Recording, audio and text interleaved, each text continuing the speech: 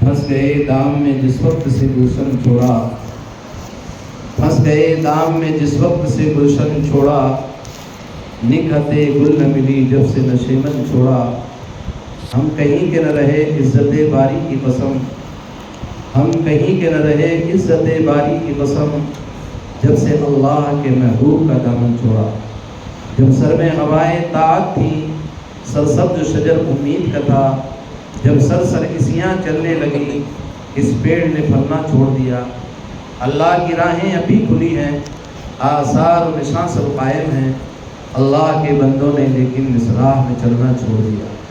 درود شریف پڑھ لیجیے۔ اللہم صلی علی سیدنا حبیبنا و شفیعنا کریمنا مولانا محمد بارک وسلم صلاۃ دائمۃ ابدا علی حبیبک خیر الخلق کلہم۔ پردے میں بیٹھی ہوئی میری ماں اور بہنوں، اللہ سبحانہ و تعالیٰ کا بے انتہا کرم اور احسان ہے کہ اس نے ہمیں اور آپ کو اور اللہ اور اس کے رسول صلی اللہ علیہ وسلم کی نسبت پر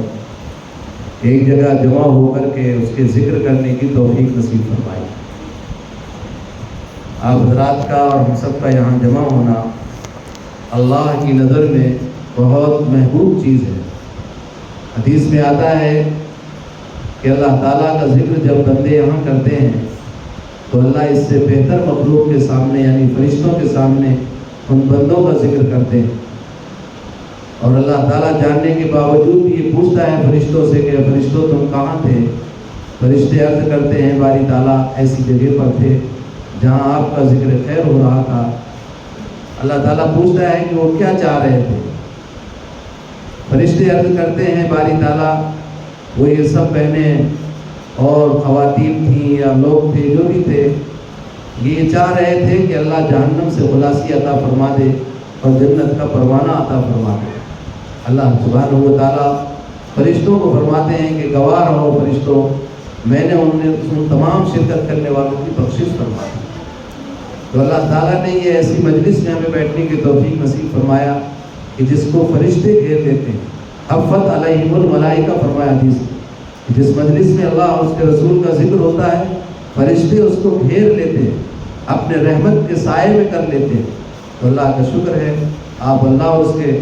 رسول صلی اللہ علیہ وسلم کے تذکرے کے لیے یہاں جمع ہوئی ہیں۔ یقیناً اللہ کے فرشتے ہمیں اپنی رحمت کی چادر ہم پر تانے ہوئے ہیں، اور فرشتے اور ملائکہ ہم کو گھیرے ہوئے ہیں۔ اللہ تعالیٰ ہمیں ان مجلسوں کی قدر کرنے کی توفیق نصیب فرمائے۔ رشک کرتا ہے فلک ایسی زمین پر اسد، رشک کرتا ہے فلک ایسی زمین پر اسد، جس پہ دو چار گھڑی ذکر خدا ہوتا ہے۔ تو اللہ تعالیٰ نے ہمیں کچھ گھڑیوں کے لیے اپنے ذکر کے لیے یہاں جمع کیا ہے۔ میں نے آپ حضرات کے سامنے قرآن حکیم کی چند آیات اور اللہ کے پیارے نبی خاتم الانبیاء محبوب کبریہ جناب محمد رسول اللہ صلی اللہ علیہ وسلم کے چند ارشادات نقل کیے ہیں۔ دعا فرمائے اللہ تبارک و تعالیٰ ان مبارک ارشادات کی روشنی میں مجھ ناچیز سے کچھ ایسی باتیں کہلا دے جو میرے لیے بھی فائدہ مند ثابت ہوں اور آپ حضرات کے لیے بھی فائدہ مند ثابت ہوں۔ میری بہنوں، کہنے والا بھی محتاج ہے، سننے والے بھی محتاج ہیں۔ ایسا نہیں ہے کہ ہم یہاں سے کہہ رہے ہیں تو ساری چیزوں پر عمل پیرا ہیں اور آپ سن رہی ہیں تو آپ عمل میں کم ہیں، ایسا نہیں ہے۔ ہو سکتا ہے ہماری بہت سی بہنیں اس میں وہ ہوں جو تہجد گزار ہوں، جن کی تہجد قضا نہ ہوتی ہو، جو ہمیشہ تلاوت کی پابند ہوں، جو گناہوں سے ہمیشہ بچتی ہوں، ہم سے بہتر ہوں، ایسا بھی ہو سکتا ہے۔ اس لیے یہ تو تذکرہ ہے، یہ ذکر ہے، یاد دہانی ہے، نصیحت ہے۔ اللہ کے نبی حضرت محمد صلی اللہ علیہ وسلم کو خطاب کیا گیا، فذکر فإن الذکریٰ تنفع المؤمنین، اے میرے محبوب آپ خیر کی بات کہتے رہا کیجیے۔ خیر کی بات کہنا سننا ایمان والوں کو نفع دیتا ہے۔ ماشاءاللہ ہم سب ایمان والی ہیں، ہم سب ایمان والے ہیں۔ ہم نے دل کی گہرائیوں سے اس بات کو مانا ہے کہ ہمارا خالق ہمارا مالک اللہ ہے، پوری سرشٹی اور پوری کائنات کا تن تنہا بنانے والا اللہ ہے، اور پوری کائنات کا تن تنہا چلانے والا اللہ ہے۔ نہ کائنات کے بنانے میں کسی کی شرکت ہے اور نہ چلانے میں کسی کی شرکت ہے۔ لا الہ الا اللہ کے ذریعے سے ہم نے اور آپ نے، چاہے مرد ہوں چاہے عورتیں ہوں، سب نے یہ ایگریمنٹ کیا ہے اس کلمے کے ذریعے سے کہ اللہ کے سوا ہمارا کوئی معبود نہیں، اور محمد رسول اللہ صلی اللہ علیہ وسلم کے ذریعے ہم نے یہ مانا ہے دل کی گہرائیوں سے یہ تسلیم کیا ہے کہ دنیا میں جتنے بھی طریقے ہیں، ہمارے خاندانی طریقے ہوں یا گاؤں کے طریقے ہوں، شہر کے طریقے ہوں یا کسی کے بھی طریقے ہوں، سارے طریقوں میں ناکامی ہے۔ کامیابی اور کامرانی کا ایک ہی طریقہ ہے، جس طریقے کو لے کر آقائے کائنات، فخر موجودات، تاجدار حرم جناب محمد رسول اللہ صلی اللہ علیہ وسلم لے کر تشریف لائے۔ اللہ کے پیارے حبیب سرکار مدینہ صلی اللہ علیہ وسلم کامل نبی ہیں، آخری نبی ہیں۔ آپ کے آنے کے بعد نہ کسی کی شریعت کی ضرورت پڑ سکتی ہے، نہ کسی نئے طریقے کی ضرورت ہے۔ آپ صلی اللہ علیہ وسلم کے پر آخری آیت نازل ہوئی، حجۃ الوداع کا موقع تھا،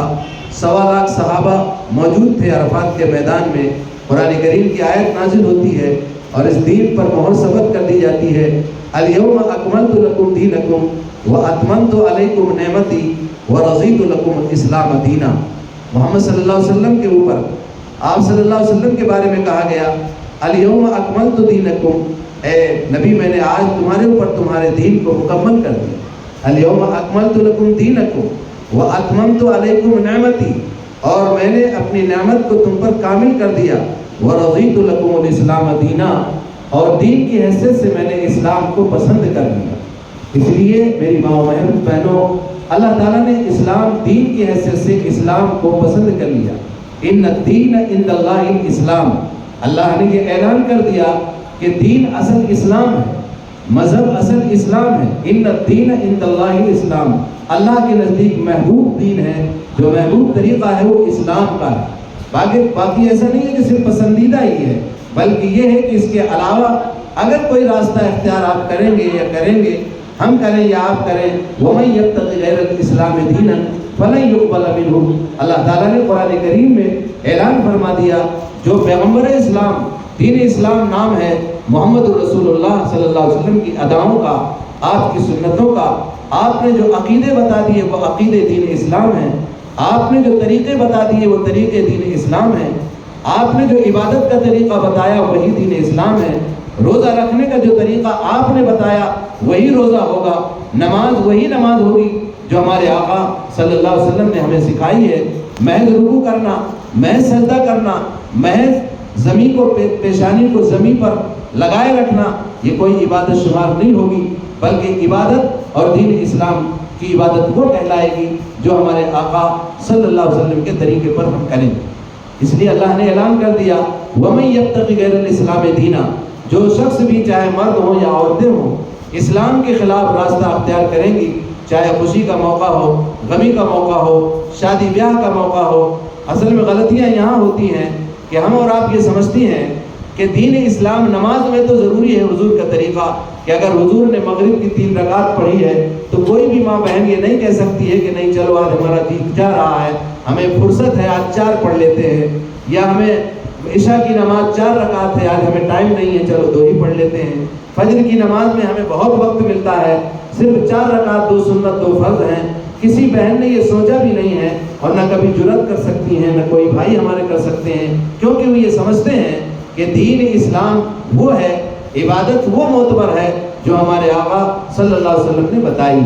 تو کوئی یہ نہیں سوچتا کہ فجر کی نماز میں ہمیں بہت وقت ملتا ہے تو ہم 10 رکعت پڑھ لیتے ہیں، کوئی بھی اس کا قائل نہیں ہے، اور نہ کبھی سوچنے کی جسارت اور ہمت کوئی کر سکتا ہے۔ اس کی وجہ یہ ہے کہ ہم نے اور آپ نے یہ مانا ہے کہ عبادت وہی معتبر ہوگی جو اللہ کے نبی نے بتایا۔ اللہ کے نبی نے فجر میں 4 رکعت بتائی ہے تو ہماری کوئی جرأت اور ہمت نہیں ہے کہ ہم اس کو 5 کر دیں یا 6 کر دیں۔ مغرب کی نماز میں 7 رکعت ہیں تو ہم اس کو 8 اور 10 نہیں کر سکتے۔ عشاء کی نماز میں فرض اور سنت موقدہ غیر موقدہ ملا کر 17 ہیں تو ہم اس کو زیادہ نہیں کر سکتے۔ اسی طرح جو نمازوں کا جو رکعات متعین کی گئی ہیں اور جن رکعتوں میں جب بیٹھنا ہے، قاعدہ اولا 2 رکعت پہ بیٹھنا ہے۔ اب اگر کوئی کہے کہ ہم پہلی رکعت لمبی کر دیتے ہیں اور پہلی رکعت پہ قاعدہ کر لیں تو کوئی ماں بہن ہماری اس بات کی قائل نہیں ہے، وہ یہی سمجھتی ہے کہ 4 رکعت والی نماز ہے تو 2 رکعت پہ قاعدہ اولا ہوگا، 1 رکعت میں نہیں ہوگا۔ اگر 1 رکعت میں دھوکے سے بیٹھ گئے تھوڑا سا تو پھر سجدہ سہو یعنی غلطی کا سجدہ کرنا پڑے۔ یہ اس میں تو ہم سمجھتے ہیں ہم سے مغالطہ ہوا ہے معاملات میں، ہمارے جو معاملات ہوتے ہیں تجارت کو بھی ہم اسلام سے الگ کر دیتے ہیں، اور اسی طرح ہمارے شادی بیاہ کے معاملات کو بھی ہم تجارت اس کو عبادت سے الگ کر دیتے ہیں، دین سے الگ کر دیتے ہیں کہ دین میں تو اسلام ضروری ہے، نماز میں اسلام ضروری ہے، روزہ بھی 30 روزے ہیں رمضان کے، تو کوئی نہیں کہتا کہ چلو ہم کو بہت سردی میں پڑ رہے ہیں تو ہم شوال کے بھی رکھ لیتے ہیں اور روزے رمضان کے بھی فرض کر لیتے ہیں اور شوال کے بھی فرض کر لیتے ہیں۔ یہ فرض روزے تو رمضان کے ہی رہیں گے، کوئی بہن یہ جرأت اور ہمت نہیں کر سکتی، کیونکہ انہیں معلوم ہے کہ رمضان کا روزہ قرآن میں ذکر ہے، اللہ کے نبی نے جو تفصیل بتا دی، اسے جو ہے اس کے خلاف جو روزہ ہوگا وہ روزہ نہیں ہوگا، روزہ وہی معتبر ہوگا جو ہمارے آقا صلی اللہ علیہ وسلم نے ہمیں بتایا۔ یہی تھیوری، یہی چیز ہمیں اپنانی ہوگی معاملات میں بھی، کیونکہ دین، پورا دین نام ہے پورے عقائد کا اور پورے اعمال کا نام دین ہے۔ جس طرح آپ کی عمارت ہے، اگر اس عمارت میں تھوڑا سا نقص رہ جائے، کہیں پلاسٹر باقی ہو اور کہیں دیوار کچھ ابھی کچی ہو، کہیں پلر جو ہے اس کو نہ بھرا گیا ہو، تو آپ اس مکان کو مکمل نہیں کہتی ہیں، بلکہ آپ یہ کہیں گی کہ ہمارا مکان ابھی کام چل رہا ہے، مکمل نہیں ہوا۔ ایک چیز بھی اگر باقی رہتی ہے چھوٹی سی تو اسے آپ مکمل نہیں کہتی ہیں، بلکہ اوپننگ کی اور اس کے دعا کے لیے ضرورت پڑتی ہے تو کہتے ہیں بھائی رک جائیے حضرت، ابھی تھوڑا سا باقی ہے، کام مکمل ہو جائے اس کے بعد اس کی اوپننگ ہوگی، اس کی دعا ہوگی۔ یہ آج سب کا ذہن بنا ہوا ہے، لیکن ہم اسلام کے بارے میں یہ سمجھتے ہیں کہ اسلام کی کچھ چیزوں پہ عمل کر لیں گے اور کچھ چیزوں پہ نہیں کریں گے، تب بھی ہم یہ سمجھتے ہیں کہ ہم اسلام کامل پر عمل کر رہے ہیں۔ میری بہنوں، ایسا نہیں ہے۔ اللہ تعالیٰ نے صاف قرآن میں فرمایا، یا ایھا الذین آمنوا ادخلوا فی السلم کافہ، مرد اور عورت دونوں خطاب ہے اس میں، اے ایمان والے مردوں اور ایمان والی عورتوں، یا ایھا الذین آمنوا ادخلوا فی السلم کافہ، اسلام میں پورے داخل ہو جاؤ۔ آدھا تیتر آدھا بٹیر نہیں چلے گا کہ کچھ چیزیں تو شریعت کے مطابق ہوں اور کچھ نبی کے طریقے کے خلاف ہوں۔ ہماری خوشی بھی نبی کے تابع ہے اور ہماری غمی بھی نبی کے تابع ہے۔ نکاح کی مجلس ہوتی ہے، نکاح میں ہم اپنے وہ طریقے لاتے ہیں کہ جو ہمارے محلے میں یا ہماری برادری میں یا ہمارے ملک میں، ہمارے یہاں گاؤں میں جو طریقہ جاری ہے اس طریقے پر ہم وہ ساری رسمیں کرتی ہیں۔ ہماری دیندار بہنیں بھی اس میں شامل ہو جاتی ہیں، جو نماز پڑھتی ہیں وہ بھی شامل ہو جاتی ہیں۔ ان کو مغالطہ یہ ہو جاتا ہے کہ نہیں، نماز تو حضور کے طریقے پر ضروری ہے، روزہ حضور کے طریقے پر ضروری ہے، اب یہ شادی خوشی کا موقع ہے، اس میں اگر ہم اپنے کچھ رسومات ادھر ادھر کی بھی کر لیں گے تو اسلام میں کوئی فرق نہیں آئے۔ ایسا نہیں ہے میری ماں و بہنوں، اسلام مکمل دین، مستقل تہذیب ہے، اسلام مکمل دین ہے، ہمیں کسی کی طرف رخ کرنے کی ضرورت نہیں ہے۔ ہمارے آقا صلی اللہ علیہ وسلم کی گھریلو زندگی ہمارے سامنے ہے، ہمارے آقا صلی اللہ علیہ وسلم کی ازواج مطہرات، ہماری جو امت کی مائیں ہیں، حضرت عائشہ کی زندگی پورا آئیڈیل اور نمونہ ہے، حضرت خدیجہ الکبریٰ کی زندگی ہمارے سامنے آئیڈیل اور نمونہ ہے، جنت کی عورتوں کی سردار، جن کے بارے میں میرے آقا صلی اللہ علیہ وسلم نے فرمایا، سیدۃ النساء اہل الجنہ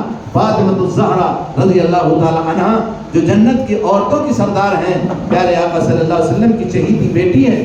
انہوں نے، ان کا نمونہ، ان کی زندگی ہمارے سامنے نمونہ ہے۔ ان کے نکاح میں کیا ہوا، ان کا نکاح کہاں ہوا، ان کے نکاح میں کون سی رسمیں ادا کی گئیں، کتابوں میں سب موجود ہے۔ رخصتی ان کی کیسے ہوئی، ولیمہ حضرت علی کا کیسے ہوا، حضور کے اتنے نکاح ہوئے، ولیمہ کیسے ہوئے، شادی بیاہ کے کھانے کیسے ہوئے، یہ ایسی چیزیں ہماری معاشرت کی رہن سہن کے جو کوئی نئی چیز نہیں ہے۔ پہلے بھی لوگ نکاح کرتے تھے، صحابہ نے بھی نکاح کیے، نبی نے نکاح کیے، نبی کی بیٹیوں کے نکاح ہوئے، نبی کے بیویوں کے نکاح ہوئے، صحابہ کے نکاح ہوئے، صحابہ کی بیویوں کے نکاح ہوئے، صحابہ کی بیٹیوں کے نکاح ہوئے، اولیاء اللہ کے نکاح ہوئے، اولیاء اللہ کی بیٹیوں کے نکاح ہوئے۔ میری ماں و بہنوں، ہمارا اصول اور ضابطہ یہی ہونا چاہیے، جس طرح ہم عبادت میں اپنے پیارے آقا صلی اللہ علیہ وسلم کی شریعت کے پابند ہیں، ایسے ہم خوشی اور غمی کے موقع پر بھی ہماری یہ کوشش ہو کہ ہر خوشی اور غمی ہمارے آقا صلی اللہ علیہ وسلم کے طریقے پر ہو۔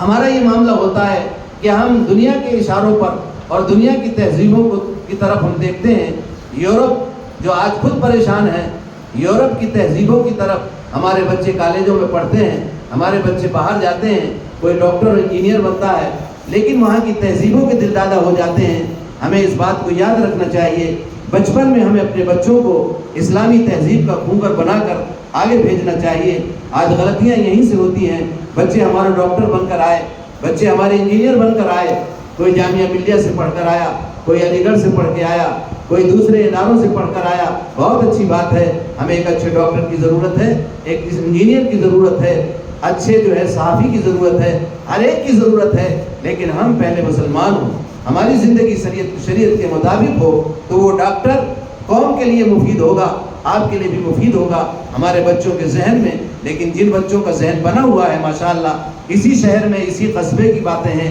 کہ لڑکا انجینئر بن کے آ رہا ہے، لڑکا ڈاکٹر بن کے آ رہا ہے، اس نے یہ شرط لگائی کہ میرا نکاح مسجد میں ہوگا اور میں کوئی جہیز نہیں لوں گا، میں نے ہی نکاح پڑھایا ہے، اسی بستی میں میں نے پڑھایا ہے۔ اور اس بچے کے اس مطالبے پر میں کھنڈوا سے خاص طور پر حاضر ہوا تھا، پوری مسجد کھچا کھچ بھری تھی۔ ککو خان کی لڑکی کا نکاح ہوا تھا، یاد آ گیا مجھے، اس نکاح میں میں آیا تھا، اس بچے سے ملاقات کی، وہ لڑکا بھی پڑھا ہوا تھا کالج کا، لیکن تہذیب دینی آئی، کسی عالم کی صحبت اسے مل گئی، دینی لوگوں کی صحبت مل گئی، تو وہ لڑکا انجینئر اور ڈاکٹر ایسا عمل کر کے پیش کیا اس نے کہ ہم علماء سے بھی اس طرح کا عمل نہیں ہو پاتا، بہت سے عالم اس پر اتنا عمل کاربند نہیں ہو پاتے جو اس انجینئر بچے نے ایک چھوی بنائی، اور اس بچے نے جناب محمد رسول اللہ صلی اللہ علیہ وسلم کے طریقے کو اس طرح زندہ کیا۔ آپ خود بتائیے، آج جہیز کی سماجی لعنت نے، آج بچیوں کے ہاتھ پیلے ہونے سے کتنے جہیز کے لالچیوں نے کتنے لوگوں کے نکاحوں پر رکاوٹ بنے ہوئے ہیں۔ میری ماں بہنوں، آج اسلامی تہذیب کو اگر اس طرح زندہ ہو جائے اور ہر انجینئر لڑکا، ہر ڈاکٹر لڑکا اور اچھا ایک ایجوکیٹڈ لڑکا یہ تمام چیزوں پر عمل کرنے لگے کہ خرچہ میرے ذمے ہے، ولیمہ میرے ذمے ہے، وہ بچی دے رہا ہے 22 سالہ 23 سالہ بچی کو پال پوش کر کے ہمارے حوالے کر رہا ہے، وہ احسان ہے اس کا، وہ ہمارا محسن ہے، جو ہمارے خسر بن رہے ہیں وہ ہمارے محسن ہیں کہ انہوں نے اپنی لگتے جگر پالی پوسی بچی کو ہمارے حوالے کر دیا۔ یہ ہماری غیرت کے خلاف ہوگا کہ ہم ان سے کوئی اور چیز کا مطالبہ کریں۔ میری ماں و بہنوں، دینی تعلیم ہی صداقت کی علمبردار ہے، دینی تہذیب ہی سکون اور امن کا ذریعہ ہے۔ دنیا کی کتنے یورپ کے ملکوں میں آپ جائیے جہاں آزادی نسواں کا نعرہ لگایا گیا تھا، عورت کی آزادی کے نام پر عورت کا استحصال کیا گیا تھا، بچیوں کو بے پردہ کیا گیا تھا، بچوں کو تہذیب کے دائرے سے اٹھایا گیا تھا اور انہیں آزادی کا نام لے کر، آزادی کا لیبل لگا کر بچیوں کی عزتوں کو تار تار کیا گیا تھا۔ آج اسی یورپ میں بچیاں اسلام کی طرف آ رہی ہیں، وہی یورپ آج پریشان ہے، اسلام کے دامن میں منہ چھپانے کے لیے تیار ہے۔ میری ماں و بہنوں، اللہ تعالیٰ نے ہمیں اسلام کی دولت سے مالا مال فرمایا ہے، ہم جتنا بھی شکر ادا کریں اللہ کا کم ہے کہ اللہ تعالیٰ نے ہمیں لا الہ الا اللہ محمد رسول اللہ صلی اللہ علیہ وسلم کی پڑھنے والی بنایا ہے۔ ہم نے یہ اقرار کیا ہے ہمارا اللہ، ہمارا خالق ایک ہے، ہمارا مالک اللہ ہے، ہمارے پیغمبر نبی آخر الزمان خاتم الانبیاء رحمت للعالمین سرکار مدینہ صلی اللہ علیہ وسلم ہمارے نبی ہیں۔ ہم نے یہ اقرار کیا ہے اور ہمیں اللہ نے مسلمان گھر میں پیدا کیا ہے، یہ اللہ کا بہت بڑا انعام اور احسان ہے۔ بہت سی ایسی بہنیں ہیں، بہت سے ایسے لوگ ہیں جو بیچارے اسلام میں آئے ہوئے ہیں، نئے اسلام میں آئے ہیں، ان کی زندگیاں وہ ایک سنت کو پوچھ پوچھ کر کے لڑکیاں بھی عمل کر رہی ہیں، لڑکے بھی عمل کر رہے ہیں۔ آج ہمارے پاس اسلام بغیر محنت کے آ گیا، ہم مسلمان کے گھر میں پیدا ہو گئیں اور ہم مسلمان کہلائے، اس لیے ہمیں اس کی قدر نہیں ہے۔ اس لیے یہ دینی مجلسوں کا مقصد یہی ہوتا ہے کہ دینی مجلسوں میں سن کر کے اپنے اندر ایمان اور اعمال کے جذبات پیدا کیے جائیں، اپنے گھروں کو دینی تعلیم کے ساتھ سجایا جائے، اپنی بچیوں کو، اپنے بچوں کو۔ آج دنیا کے اندر سوشل میڈیا کا زمانہ ہے، آپ بھی سب دیکھتی ہیں، سنتی ہیں کہ آج کیا ہو رہا ہے پوری دنیا میں۔ ہماری ایجوکیٹڈ بچیاں، پڑھی لکھی بچیاں دوسروں کے بھیٹ ہو رہی ہیں۔ آج اسلام کو سے نکل کر کے کتنے اور حافظ بچیاں بھی، دیندار بچیاں بھی، یہ بہت سے رپورٹیں آ رہی ہیں۔ اس کی وجہ یہ ہوتی ہے کہ ہماری غفلت، ہماری لاپرواہی، ہم اپنی بچیوں کی نگرانی نہیں کرتے، اپنے بچیوں کی نقل و حرکت پر نظر نہیں رکھتے۔ ہماری بچیاں پڑھیں، ایجوکیٹڈ بنیں۔ اسلام نے اس کو منع نہیں کیا۔ اسلام کا تو پہلا فلسفہ، اسلام کی پہلی آیت اقرا سے شروع ہوتی ہے، اقرا بسم ربک الذی خلق۔ اللہ کے پیارے حبیب سرکار مدینہ حضرت محمد صلی اللہ علیہ وسلم پر پہلی وحی جو اتری ہے وہ پڑھنے کا حکم فرمایا، اقرا بسم ربک الذی خلق، خلق الانسان من علق۔ اللہ تعالیٰ نے اقرا سے شروعات کی ہے۔ ایجوکیشن دا لائٹ، العلم نور فرمایا کہ علم ایک روشنی ہے، علم تو بہت ضروری ہے۔ کہیں فرمایا طلب العلم فریضۃ علی کل مسلم و مسلمہ، علم دین کا حاصل کرنا ہر مسلمان بالغ مرد عورت پر فرض ہے۔ اتنا علم جس سے حلال و حرام کی تمیز ہو، ہر مرد عورت کو اتنا علم حاصل کرنا ضروری ہے۔ اس لیے میری ماں و بہنوں، اپنے بچوں کی صحیح تربیت کرنا اور اپنے بچوں کو ایمان کے سانچے میں ڈھالنا، اللہ کی ذات سے ان کے یقین کو کامل کرانا، اور محمد رسول اللہ صلی اللہ علیہ وسلم کی سیرت طیبہ کو سنانا، حضور کی سیرت کو ان کے سامنے پڑھانا، اپنے بچیوں کے سامنے حضرت فاطمہ کی سیرت کو پڑھنا اور حضرت خدیجہ کی سیرت کو پڑھنا، ازواج مطہرات کی زندگیاں اپنی بچیوں کے سامنے پڑھنا اور ان کی قربانیوں کو بتانا، اور دین اسلام پر کس طرح وہ جمی، حضرت سمیہ کا واقعہ اور حضرت فاطمہ کا واقعہ، حضرت خدیجہ کا واقعہ، یہ ہماری بچیوں کے کانوں میں جب پڑے گا، ان کے ایمان مضبوط ہوں گے، ان کے ایمان ایسے مضبوط ہوں گے کہ دنیا کی کوئی تہذیب انہیں ٹس سے مس نہیں کر سکتی ہے۔ آپ نے سنا ہوگا، پوری دنیا نے سنا ہے، ایک مسکان نام کی لڑکی کرناٹک کی، اس نے تہلکہ مچا دیا تھا پوری دنیا میں۔ وہ لڑکی کون تھی؟ آخر ایک لڑکی گھر کی تربیت یافتہ لڑکی تھی، کالج میں جاتی ہے اور اتنے لوگوں کے بیچ میں جہاں مخالفین اور نالائق قسم کے لڑکے بھوکے شیروں کی طرف اس کی طرف لپکتے ہیں، ایک اللہ کی شیرنی جس کی تہذیب و تمدن اسلامی تھی، جس کی ماں کی قربانی رہی ہوگی، اس کے گھر کی تربیت کا وہ اثر تھا، کوئی ایک دن کی بات نہیں تھی، جذبات میں نہیں بولی تھی، یہ بچپن سے اس کو یہ سکھایا گیا ہوگا کہ اللہ کے سوا کوئی طاقت کچھ نہیں کر سکتی ہے، پوری دنیا کی طاقتیں مل کر کے جمع ہو جائیں اور اللہ نقصان نہ کرنا چاہے تو پوری دنیا کی طاقت ہمارا کچھ نہیں کر سکتی، اور اگر پوری دنیا کی طاقت ہمیں نفع پہنچانے پر لگ جائے اور اللہ نقصان پہنچانے پر آ جائے تو دنیا کی کوئی طاقت ہمیں نفع نہیں پہنچا سکتی۔ یہ عقیدہ ان کی ماں نے سکھایا ہوگا، یہ عقیدہ ان کے باپ نے سکھایا ہوگا، بچپن میں سکھایا ہوگا، مکتب میں سیکھا ہوگا، اس بچپن کی پختگی آج اسے اس وقت یاد آئی جب وہ ایسے ماحول میں گھر گئی۔ کوئی سکھا بدھا کے بات نہیں ہوئی تھی کہ میڈیا والوں کو بلا لیا، جیسے آج کل ہوتا ہے، میڈیا کو بلا لیا، ان کو بلا لیا کہ ہم یہ کہیں گے تم یہ کہنا، ایسا نہیں، وہ اچانک واقعہ پیش آیا اور مسکان پوری قوت کے ساتھ اس نے کہا نعرہ تکبیر اللہ اکبر، میں نہیں ڈرتی، اور اس کا اشارہ پورے سب سے برابر وہ فائٹ کرتی رہی اور اللہ کے نعرے کو بلند کرتی رہی۔ اللہ کے نام کو بلند کرنے والی مسکان اللہ نے سیکنڈ کے اندر، چند سیکنڈوں کے اندر، چند منٹوں کے اندر پوری دنیا میں اللہ تعالیٰ نے اس کو ایسا مشہور کر دیا کہ بڑے بڑے فلمی اسٹار اور فلمی دنیا میں کام کرنے والی بہنیں اور عورتیں جو کوشش کرتی ہیں کہ ہمارا نام ہو جائے اور ہم سوشل میڈیا میں آ جائیں، فلاں آ جائیں، اللہ نے ایک اللہ کے نام کو بلند کرنے کی برکت سے پوری دنیا میں مسکان کے چاہنے والے اور مسکان کے نام لینے والے بن گئے۔ اس لیے میری ماں و بہنوں، ہمارا یہی کہنا ہے، ماشاءاللہ یہ کانوینٹ ہے، یہ تعلیم گاہ ہے، یہ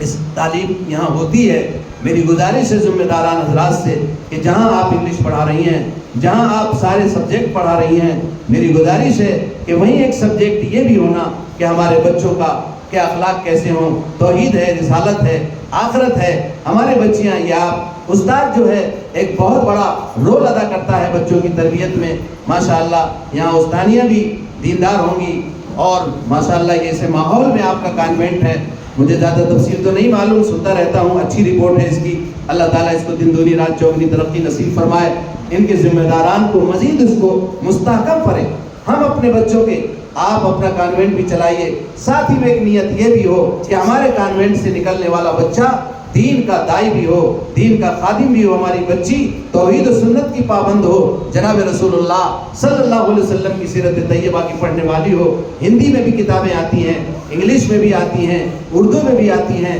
اس طرح آپ کوشش کریں گی تو انشاءاللہ یہ ادارہ جہاں دنیاوی تعلیم کا مرکز ہے، ایک دین کی بہت سی چیزیں لے کر بھی یہاں سے بچیاں اور بچے جائیں۔ اس لیے اللہ تعالیٰ نے ہمیں آج یہاں جمع کیا ہے، طے کریں کہ انشاءاللہ اللہ کے پیارے حبیب سرکار مدینہ حضرت محمد صلی اللہ علیہ وسلم کے طریقے پر اپنے بچوں اور بچیوں کی ہم تربیت کریں گے۔ یہ رمضان بہت قریب ہے، رمضان مبارک کا مہینہ آ رہا ہے، یہ برکتوں کا مہینہ، یہ شعبان خود مبارک مہینہ ہے، جس کے بارے میں حضور نے فرمایا الشعبان شہری رمضان شہر اللہ، شعبان میرا مہینہ ہے اور رمضان اللہ کا مہینہ ہے۔ حضور اپنی طرف منسوخ کر رہے ہیں، یعنی عبادت تیاری کا مہینہ ہے۔ حضور اس مہینے میں کثرت سے روزہ رکھتے، عبادت میں وقت بڑھا دیتے۔ اللہ کے نبی حضرت محمد صلی اللہ علیہ وسلم سے پوچھا گیا یا رسول اللہ آپ اس مہینے میں جتنا روزہ رکھتے ہیں کسی مہینے میں اتنا زیادہ روزہ رکھتے ہوئے نہیں دیکھا۔ حضور اکرم صلی اللہ علیہ وسلم نے فرمایا اس مہینے میں اللہ کے سامنے امت کے اعمال پیش کیے جاتے ہیں، لوگوں کے اعمال پیش ہوتے ہیں، میں چاہتا ہوں کہ میرا بھی عمل اس حال میں پیش ہو کہ میں روزے سے ہوں۔ حضور اکرم صلی اللہ علیہ وسلم اس مہینے میں تیاری شروع کر دیتے تھے۔ اور رجب کے مہینے سے دعا مانگنا شروع کر دیتے تھے کہ اللہ رجب اور شعبان میں برکت نصیب فرما اور ہمیں رمضان تک پہنچا دیجیے۔ رمضان چند دن رہ گئے ہیں رمضان آنے کے، ہماری مائیں بہنیں تو روزہ رکھنے میں آگے رہتی ہیں، بلکہ مردوں میں کمیاں ہوتی ہیں، مرد کم رکھتے ہیں۔ آپ استقبال کریں رمضان کا، آتے ہی اس کا استقبال یہ ہے اس کے روزے پورے شرائط کے ساتھ رکھے جائیں۔ اپنی زبان کا بھی روزہ ہو، آنکھ کا بھی روزہ ہو، کان کا بھی روزہ ہو، حسد اور کینہ، بغض و اناد، عداوت و دشمنیوں سے اپنے آپ کو پاک صاف کر کے روزے کی حالت میں اگر آپ نے اس کی پابندی کر لی کہ بھئی میرا روزہ ہے، میری آنکھ روزہ ہے، میری زبان روزہ ہے، اگر کسی سے کوئی تیز بات ہو جائے اس کا جواب حضور نے فرمایا کہ اس سے کہو میں روزہ ہوں۔ اگر کوئی آپ کے خلاف کہہ دے، آپ کو غصہ بھی آ جائے، تو حضور نے علاج بتایا کہ اس سے کہہ دو انا صائم، میں روزدار ہوں، بھائی میں روزہ ہوں، میں کوئی جواب نہیں دے سکتا آپ کو۔ اس انداز سے آپ روزہ رکھیں گی تو انشاءاللہ آپ کی روحانیت پاکیزہ ہوگی، آپ کی زندگی میں پاکیزہ اخلاق آئیں گے، آپ کی بچیوں کے اخلاق بنیں گے، آپ کے بچوں کے اخلاق بنیں گے، اور رمضان کے بعد جب عید آئے گی تو عید کی حقیقی خوشی نصیب ہوگی، اور اس کے آنے والی زندگی پھر جناب رسول اللہ صلی اللہ علیہ وسلم کے چاہنے والی زندگی ہوگی، اللہ کی معرفت والی زندگی ہوگی، اور نمازوں کا اہتمام ہو۔ 5 وقت کی نماز اللہ نے فرض فرمائی، بہت آسان ہے۔ حضور نے فرمایا عورت کے لیے جنت اتنی آسان ہے کہ آپ کے لیے کوئی جھمیلا ہی نہیں۔ حضور نے فرمایا کہ جس عورت نے اللہ کی توحید کا اقرار کیا، رسول کی رسالت کا اقرار کیا، آخرت کی باتوں پر یقین کیا، یعنی کلمہ پڑھا، اور 5 نمازوں کی پابندی کی، اپنے گھر میں اپنے عزت کی حفاظت کی، اپنے شوہر کی امانت میں خیانت سے اپنے آپ کو بچایا، حضور اکرم صلی اللہ علیہ وسلم نے فرمایا وہ جنت کے 8 دروازوں میں سے جس دروازے سے چاہے وہ داخل ہو جائے۔ میری ماں و بہنوں، اللہ تعالیٰ نے تمہارے لیے جنت بہت آسان کی، اس لیے 5 وقت کی نمازوں کی پابندی ہو۔ آپ نماز پڑھیں گی تو آپ کی گودی میں گود میں پلنے والا بچہ یا بچی ایٹومیٹک نمازی ہو جائے گا۔ آپ روزہ رکھیں گی، وہ بھی روزے کا قائل ہوگا۔ آپ قرآن کی تلاوت کریں گی، یہ قرآن کی تلاوت کا مہینہ ہے، صحیح قرآن کی تلاوت کریں، یہ روحانیت کے بنانے کا مہینہ ہے، روح کو پاکیزہ کرنے کا مہینہ ہے۔ تراویح بھی ہوگی، اور اس کے لیے تراویح ہوتی ہیں، تراویح یہاں ہوگی انشاءاللہ۔ یہ حافظ قرآن ہے بچہ، تراویح پڑھائے گا انشاءاللہ۔ آپ اس کے لیے کوشش کریں کہ انشاءاللہ زیادہ سے زیادہ قرآن سنیں اور زیادہ سے زیادہ قرآن پڑھیں، یہ قرآن کا مہینہ ہے۔ اللہ تعالیٰ نے فرمایا صاحب شہر رمضان الذی انزل فیہ القرآن، یہ رمضان کا مہینے کا تعارف خود اللہ نے کروایا۔ شہر رمضان الذی، رمضان کا مہینہ وہ مہینہ ہے جس میں پورا قرآن اتارا گیا ہے، یہ قرآن کے اترنے کا مہینہ ہے، قرآن کے نزول کا مہینہ ہے۔ اس میں حضور اکرم صلی اللہ علیہ وسلم قرآن پاک کا باقاعدہ دور فرماتے تھے، جبریل آتے ان کو سناتے، جبریل ان کو سناتے، اس طرح قرآن کا دور ہوتا۔ یہ قرآن کے دور کرنے کا، قرآن کے پڑھنے کا، قرآن کے سننے کا، قرآن کے سنانے کا، خوب کثرت سے اس کی تلاوت آپ کریں گی، ایک نورانی ماحول گھر کا بنے گا۔ دیکھیے دنیا چند روزہ زندگی ہے، یہاں ہمیشہ کسی کو نہیں رہنا ہے، چاہے مرد ہوں چاہے عورتیں ہوں۔ ہماری مائیں بہنیں اکثر شکایت کرتی ہیں کہ بے ٹینشن ہے، یہ پریشانی ہے، وہ پریشانی ہے، گھریلو زندگی میں پریشان ہوتی ہیں۔ میں نے قرآن کی جو آیت پڑھی تھی اس کا ترجمہ کر کے اپنی بات کو ختم کر دیتا ہوں۔ اس میں اللہ تعالیٰ نے اس کا حل بتایا، من عمل صالحا من ذکر او انثی وهو مؤمن فلنحینہ حیاۃ طیبہ۔ اللہ نے وعدہ کر فرمایا من عمل صالحا من ذکر، جو شخص بھی مرد ہو یا عورت، اس میں دوسری آیتوں میں تو مردوں کو ذکر کیا اور عورتوں کو ضمناً، اس میں مرد عورت دونوں کا ذکر کیا۔ من عمل صالحا من ذکر او انثی، جو شخص بھی چاہے مرد ہو چاہے عورت، من عمل صالحا من ذکر او انثی وهو مؤمن، شرط یہ ہے کہ وہ اللہ پر ایمان رکھتی ہوں، اللہ کی ذات کو ایک مانتی ہوں، رسول اللہ صلی اللہ علیہ وسلم کو نبی مانتی ہوں، قرآن حدیث کی تمام چیزوں پر یقین رکھتی ہوں، مومن ہوں، تو اللہ تعالیٰ نے کہا فَلَنُحْيِيَنَّهُ حَيَاةً طَيِّبَةً۔ عمل صالح جو کرے گا، عمل صالح کیا ہے؟ 5 وقت کی نماز پڑھ لی آپ نے، جس بہن کے اوپر زکوٰۃ فرض ہے، سب کے اوپر فرض نہیں ہے۔ اگر آپ 52.5 تولہ چاندی یا 7.5 تولہ سونے کی مالک ہیں، ان میں سے کسی ایک نصاب کی مالک ہے، اتنا زیور آپ کے پاس رکھا ہے، اس زیور میں 2.5% زکوٰۃ نکالنا یہ فرض ہے۔ ہماری بہنیں زیور بنوانے کی شوقین تو بہت ہوتی ہیں کہ 5 لاکھ کا 10 لاکھ کا زیور ہمارے پاس رہے، لیکن اس کی زکوٰۃ نہیں نکالتی ہیں۔ حدیث میں آتا ہے کہ جس عورت نے زکوٰۃ نہیں نکالی وہ فرض، تو فرمایا یہ جو اس کا زیور ہے اس کو تپایا جائے گا، گرم کر کے اس کو داغا جائے گا، اور اسی کو ایک گنجا سانپ بنا کر اس کے گلے میں ڈال دیا جائے گا، قیامت میں اس کو ڈسے گا اور وہ کہے گا کہ میں یہ تیرا وہی مال ہوں جس کو تم نے جمع کیا تھا اور جس کی زکوٰۃ تم نے نہیں نکالی۔ اس لیے جو بہنیں اگر 10 لاکھ کا زیور ان کے پاس ہے تو 2.5% نکالنا پڑے گا۔ 1 لاکھ میں 2,500 ہے، 2 لاکھ میں 5,000 ہے، اور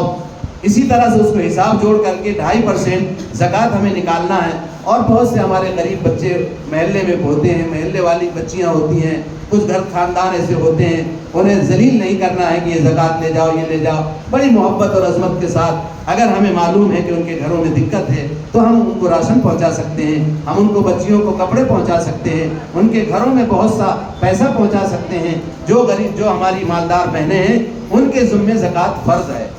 اور اسی طرح حج فرض ہے۔ بہت سی ہماری بہنیں ہیں، لاکھوں روپے ان کے پاس ہوتا ہے اکاؤنٹ میں، لیکن حج کرنے کی توفیق نہیں ہوتی ہے۔ حضور اکرم صلی اللہ علیہ وسلم نے فرمایا کہ جو اتنی طاقت اور استطاعت رکھتا ہو کہ جو میرے شہر تک آ سکتا ہو اور وہ یہاں میری زیارت نہ کرے، فرمایا فَلْيَمُتْ يَهُودِيًّا أَوْ نَصْرَانِيًّا، وہ چاہے یہودی ہو کر کے مرے یا نصرانی ہو کر کے مرے، میری اس کی ایمان کی کوئی گارنٹی نہیں۔ اس لیے میری ماں و بہنوں، اللہ تعالیٰ نے یہ دنیا میں جو مال دیا ہے اس کو تھپی لگا کر کے جمع کرنے کے لیے نہیں دیا ہے، یہ خرچ کرنے کے لیے ہے۔ آج آپ کا ہے، آپ کے انتقال کے بعد آٹومیٹک وارث کا ہو جائے گا۔ آپ لاکھ چاہیں گی لیکن میرا مال ہم بولتے تو ضرور ہیں، لیکن ادھر جب ہماری روح نکلتی ہے تو نام بھی بدل جاتا ہے اور سارے احکام بدل جاتے ہیں۔ نہ کوئی نام نہیں لیتا، پھر کہتا ہے جنازہ رکھا ہوا، میت کو غسل دے دو، پھر مولانا ہاشم صاحب کو غسل دے دو، یہ کوئی نہیں بولے گا، فلانے صاحب کو غسل دے بھی نہیں کہ جنازے کو غسل دے دو۔ ہم سب کا یہی حال ہے میری ماں و بہنوں۔ یہ دنیا چند روزہ زندگی ہے، یہاں کی زندگی وقتی ہے، یہاں کا سکون بھی وقتی ہے، یہاں کا ٹینشن بھی وقتی ہے۔ پھر بھی اللہ تعالیٰ نے اس ٹینشن کا حل قرآن میں بیان کیا کہ اگر تم عمل صالح کرو گی، نماز پڑھو گی، زکوٰۃ فرض ہے زکوٰۃ دو گی، حج فرض ہے حج دو گی، صدقہ اور زکوٰۃ خیرات کرتی رہو گی، اچھے اعمال کرتی رہو گی، غیبت اور چغلی سے اپنے آپ کو بچاتی رہو گی، اچھے اعمال کرتی رہو گی، تو اللہ نے وعدہ کیا فَلَنُحْيِيَنَّهُ حَيَاةً طَيِّبَةً، ہم ضرور بھی ضرور تمہیں نو ٹینشن زندگی، حیات طیبہ کا ترجمہ ہے نو ٹینشن، کوئی ٹینشن نہیں ہوگا انشاءاللہ۔ جیسا آپ چاہیں گے آپ کا بچہ آپ کا فرما بردار ہوگا، آپ کے گھر کے لوگ آپ کی بات سننے والے ہوں گے، آپ کی ساس آپ کی فرما بردار ہوگی، آپ کی ننند کی طرف سے کوئی تکلیف ہے یا بہو کی طرف سے تکلیف ہے، ساری تکلیفوں کا حل اللہ نے عمل صالح میں ذکر فرمایا کہ ہر قسم کا ٹینشن اللہ تعالیٰ نے نیک اعمال میں رکھا ہے۔ اس لیے میری گزارش ہے میری تمام بہنوں سے کہ آج طے کریں کہ انشاءاللہ ہم استقبال رمضان کے لیے ابھی سے تیاری کریں گی، اور رمضان شروع ہوتے ہی اس کا روزہ رکھیں گے، نمازیں پڑھیں گی، زکوٰۃ فرض ہوگی تو زکوٰۃ دیں گی، حج فرض ہوگا تو حج کے ارادے کریں گے انشاءاللہ، اور دین کے کام کریں گے، غریبوں کی مدد کریں گے، پڑوسی کی مدد کریں گی، یتیموں کی مدد کریں گے۔ حدیث میں آتا ہے کوئی غریب یتیم بچہ ہے جس کا باپ نہیں ہے، فرمایا اگر کوئی محبت کے ساتھ اس کے سر میں ہاتھ پھیرتا ہے تو اللہ کے نبی صلی اللہ علیہ وسلم نے فرمایا جتنے اس کے سر میں بال ہیں اتنی نیکیاں اس کو ملتی ہیں۔ آج ہم غریبوں کو جھڑکتے ہیں، آج یتیموں کو جھڑکتے ہیں اور ان کے سامنے اپنے بچوں کو اچھا سے اچھا کھانے کو دیتے ہیں۔ اللہ کے نبی حضرت محمد صلی اللہ علیہ وسلم نے بہت حساس شریعت ہے میری ماں بہنوں، ان تمام چیزوں کے حساب سے دھیان دے کر کے اگر آپ نے اپنی زندگی گزاری انشاءاللہ آپ کی دنیا بھی بن جائے گی اور آخرت بھی بن جائے گی۔ اللہ تعالیٰ ہم سب کو کہنے اور سننے سے زیادہ عمل کرنے کی توفیق نصیب فرمائے، ہماری ماں بہنوں کو بھی عمل کی توفیق نصیب فرمائے اور ہمیں بھی عمل کی توفیق نصیب فرمائے۔ جو باتیں بے ترتیب کچھ کہی گئی ہیں، اے اللہ ہم دعا کرتے ہیں کہ ہمارے دل میں بھی ان کو اتار دے، ہماری بہنوں کے دل میں بھی اتار دے، اور اللہ تعالیٰ ہمارے گھر کو جنت کا نمونہ بنا دے۔ تمام قسم کے اختلافات اور ہر قسم کی تمام ٹینشنوں کو اللہ دور فرمائے۔ وآخر دعوانا ان الحمد للہ رب العالمین۔